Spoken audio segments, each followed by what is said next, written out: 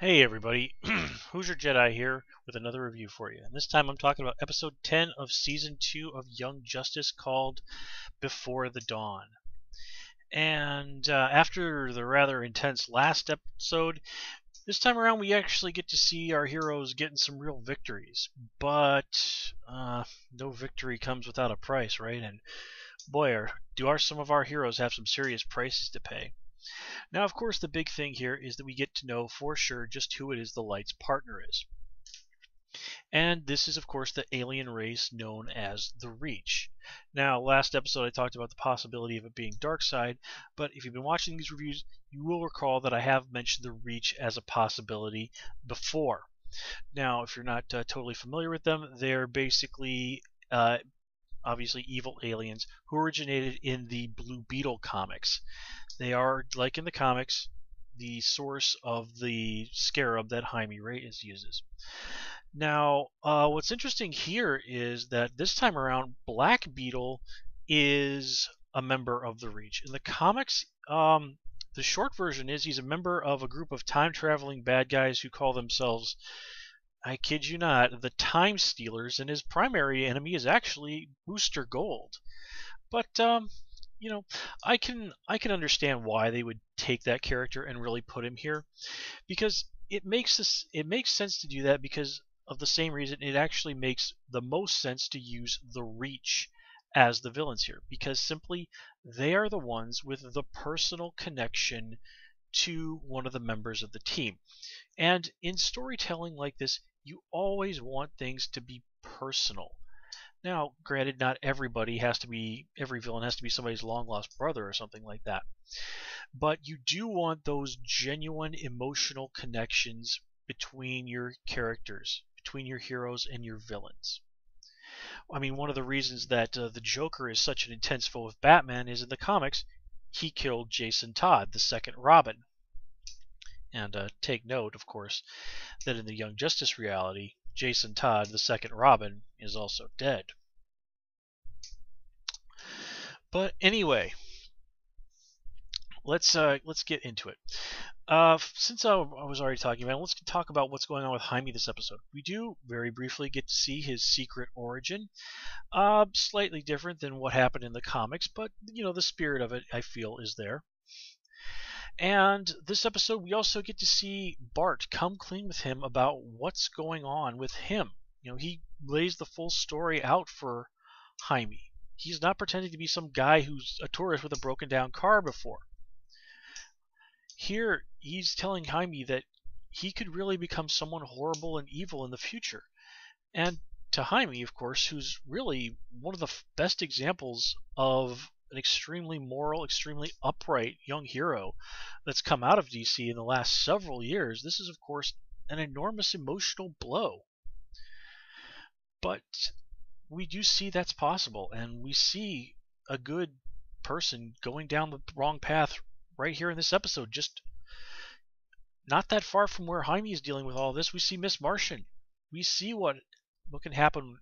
We see what can happen when a good person goes down the wrong path.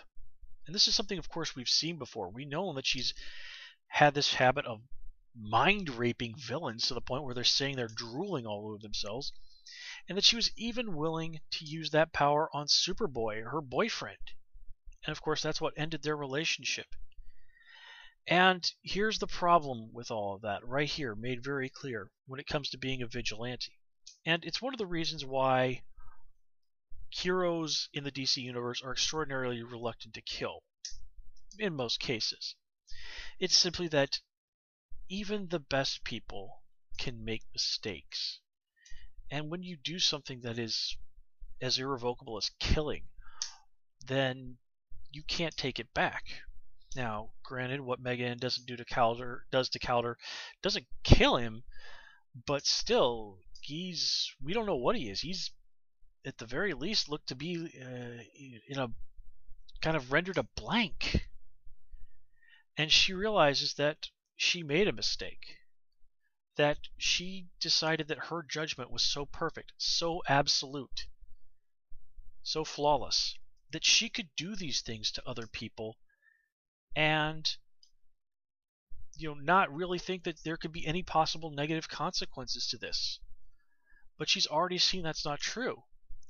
When Superboy found out what she was doing, she tried to use it against him, and that cost her the person that she loved most in the world. And now she's, by her own hand, destroyed one of her closest friends, has destroyed, or at least very horribly, horribly harmed, a brave and noble person who has made an enormous sacrifice for the good of the entire world. And as we see, she's basically shell-shocked from this revelation. So where is McGann's character going to go from here? Well, I think some pretty serious redemption is in order. And I think that she's definitely going to be heading down that path. But kind of one of the funny things about redemption in superhero comics is that when people need to redeem themselves in stories like this, it typically involves a heroic sacrifice that... Now, is that going to happen? Well, who knows? I don't think they're going to kill off one of the most popular female members of the team.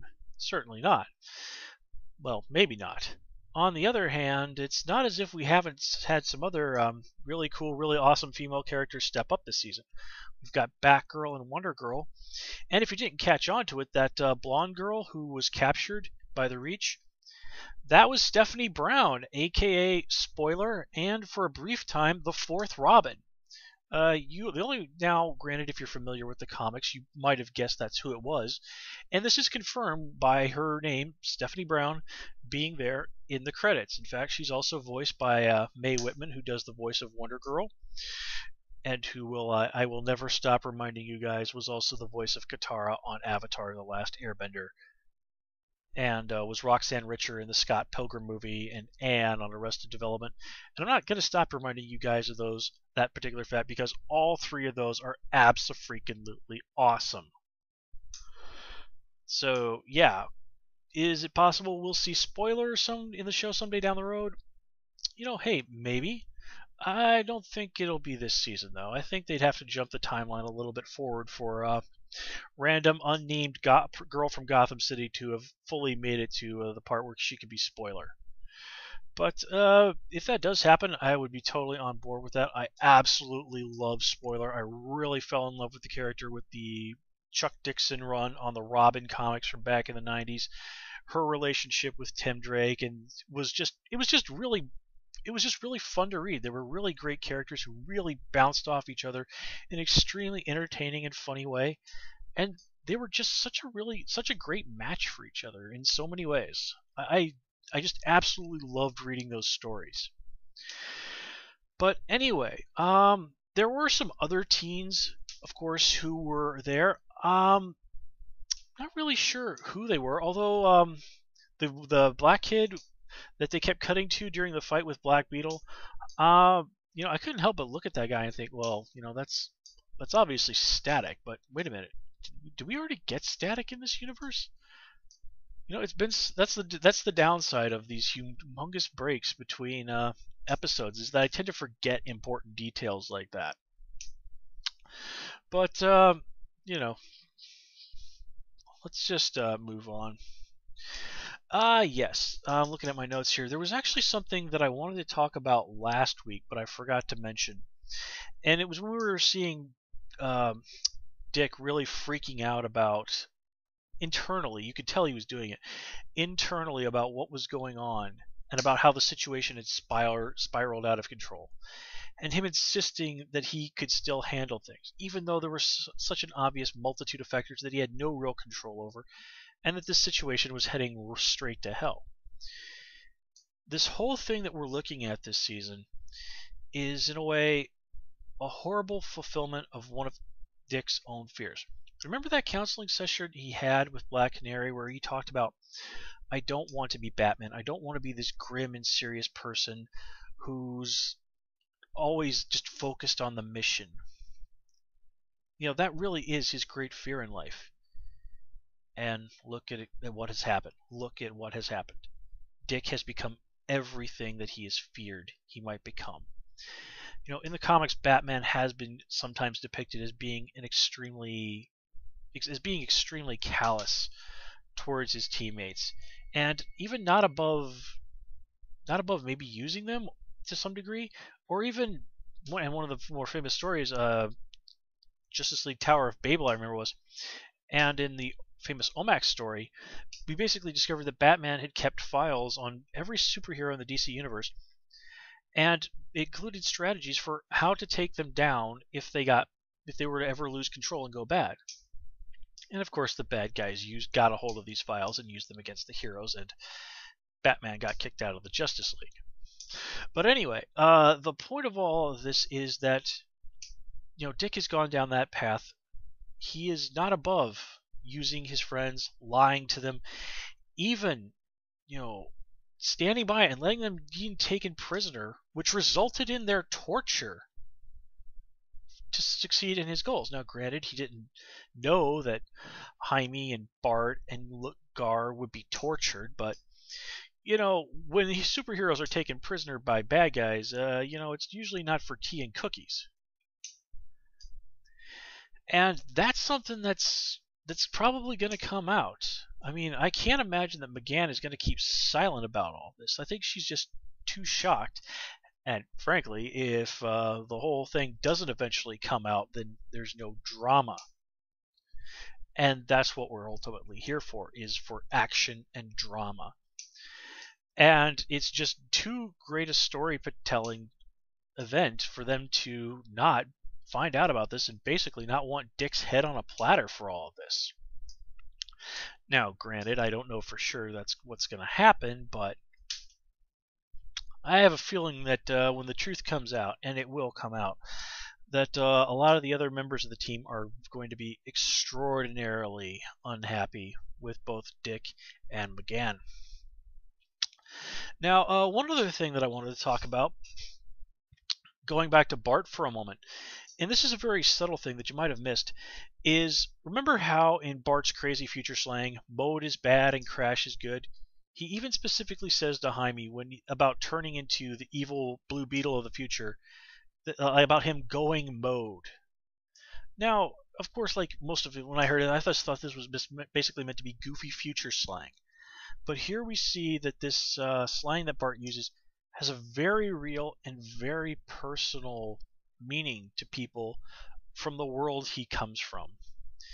Now, the idea, of course, of Blue Beetle being the uber bad of uber bads who helped destroy, all the superheroes of the world and save the rest of the human race.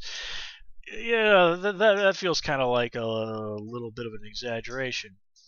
But keep in mind, for a long time in the DC universe, the official continuity was that Hawk from Hawk and Dove became Monarch, the evil supervillainy guy who more or less did the same thing. Now, granted, I don't know if it's been 100% retcon for sure, but ultimately that it was very hinted strongly that it was actually Captain Atom who was the character that did that, even though in the original story it was supposed to be Captain Atom all along. But that's really like 20-year-old comic book history that we don't really need to get into right here because it's not terribly relevant to the show. So let's see, what else do we have? Oh yes, one other thing that I wanted to talk about. Now, I understand that Black Beetle is supposed to be set up to be this really formidable challenge because we have to believe that it was possible for Blue Beetle to become this sort of uber badass in the future. And seeing him basically kick the butts of the entire team does seriously help sell that. But it just didn't quite work for me. Given the array of powers and all that other stuff that this number of the team brings to the table, it really felt more like they were defeated or not able to take down Black Beetle simply because that's what the story demanded to be.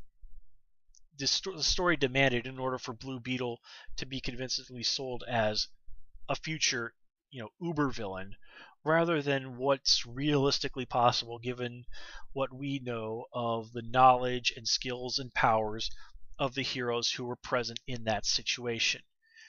The good folks at TV Tropes have a very adept name for this particular situation. They call it Worf had the flu, in which, of course, from Star Trek The Next Generation, Worf is the badass Klingon warrior, except when they need to have somebody show up who's supposed to be uber badass, so they just have them beat Worf up. Even though, if he really was half as good as they say, he would just, take him down in 5 seconds. So that's what we've got here, is an enormous case of Worf has the flu with the entire Young Justice team. And frankly, that's just weak storytelling.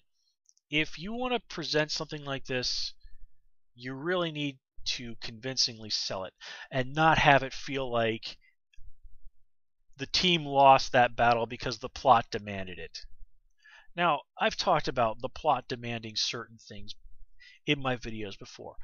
And yes, sometimes to a certain degree that you have to cut the story a little bit of slack sometimes.